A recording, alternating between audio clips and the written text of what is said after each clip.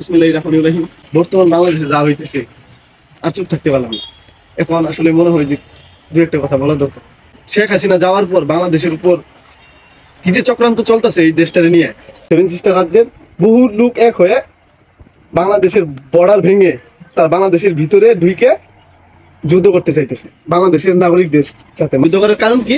নাকি এই যে সনাতন ধর্মের বা এই যে সংখ্যালঘুদের উপর অত্যাচার করি, এগুলা মিথ্যা কথা ছড়াইয়া বাংলাদেশে ঢুকে বাংলাদেশের মসজিদ ভাঙতে চাইতেছে বা বাংলাদেশি ভাই বোনদের সাথে যুদ্ধ করতে চাইতেছে।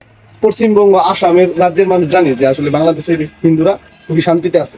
দিন আগে মলম বিক্রেতা এক সাংবাদিক বলল কি যে চট্টগ্রাম সব দিক দিয়ে নাকি ওনাদের জন্য ভালো হবো, ওনারা নিয়ে নিব, আমরা কি খাও নাকি, আমরা কি ছেড়ে দিব, ওনারা চট্টগ্রাম নিব। আরে ত্রিপুরা রাজ্যের যে সাধারণ জনগণ বাংলাদেশে ঢুকতে চাইতেছে, আমাদের সাথে যুদ্ধ করবো, আমাদের নাকি মসজিদ ভাঙবো। জুলাই মাসে আমরা সাধারণ বড় ভাইদের বড় বোনদের মারছে, তার জন্য আমরা প্রতিবাদ করছি, জীবনের মায়া ত্যাগ করে আন্দোলন করছি। আর এর জন্য ধর্ম নিয়ে যুদ্ধ বাঁচবে, মসজিদ ভাঙতে আসবে, তখন আমরা কি বসে থাকবো নাকি?